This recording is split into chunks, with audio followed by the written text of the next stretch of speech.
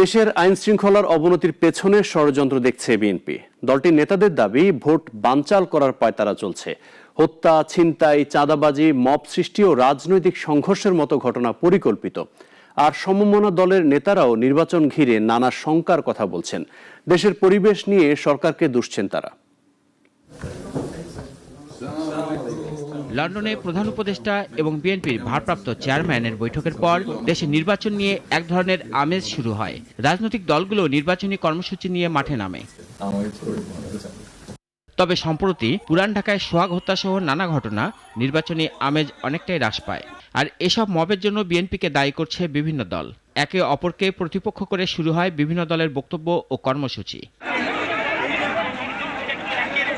এরই মধ্যে গোপালগঞ্জে বুধবার এনসিপির পদযাত্রাকে কেন্দ্র করে নিষিদ্ধ ঘোষিত আওয়ামী লীগের সাথে সংঘর্ষ বাধে। এতে আজ পর্যন্ত প্রাণ গেছে 5 জনের। এই মুহূর্তে একটি ভয়াবহ অবস্থা বিরাজ করছে। দেশের এমন পরিস্থিতি নিয়ে রাজনীতির মাঠের আলোচ্যসূচিতে আইন শৃঙ্খলা। রাজনৈতিক দলগুলোর সংখ্যা এমন অস্থির পরিস্থিতিতে আদৌ গণতন্ত্রের পথে ফেরা সম্ভব হবে কিনা। এমন পরিবেশে বিএনপি ও তাদের সমমনা দলগুলো কি ভাবছে? বিএনপির নীতি নির্ধারকদের বৈঠকে দাবি করা হয় নির্বাচনকে বানচাল করতে একটি মহল পরিকল্পিতভাবে আইন শৃঙ্খলার অবনতি ঘটাচ্ছে। বিএনপি নেতারা বলছেন একটার পর একটা ঘটনা ঘটিয়ে দেশকে অস্থির করা হচ্ছে। মূলত যারা নির্বাচন চায় না তাদের দিকেই এমন ষড়যন্ত্রের ইঙ্গিত করছেন তারা। সবকিছুকে নির্বাচনের সাথে ট্যাগ করে এমন একটা তারা ভাব দেখাতে চায় যে যারা আসলে নির্বাচন বিরোধী শক্তি, তারা নির্বাচন হচ্ছে না, আসলে তারা গণতন্ত্রও বিশ্বাস করে না।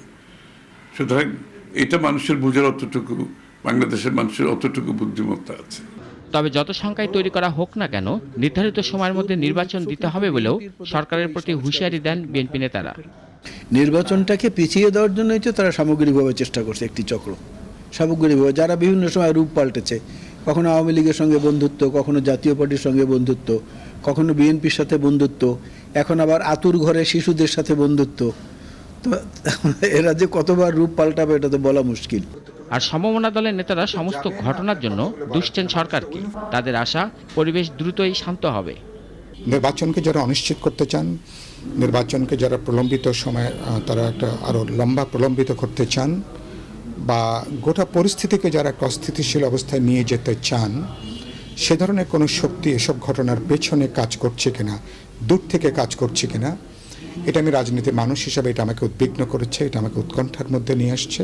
ফ্যাসিস্ট পালালেও তার দোসররা এখনো শক্তিশালী, এটা সবাইকে মনে রাখতে হবে জানিয়ে রাজনৈতিক দলের নেতারা বলেন বিপ্লবের পর প্রতি বিপ্লবের মতো ঘটনাও ঘটে, তাই সবাইকে ঐক্য ধরে রাখতে হবে। রাশেদুল কাদির, নাগরিক, ঢাকা।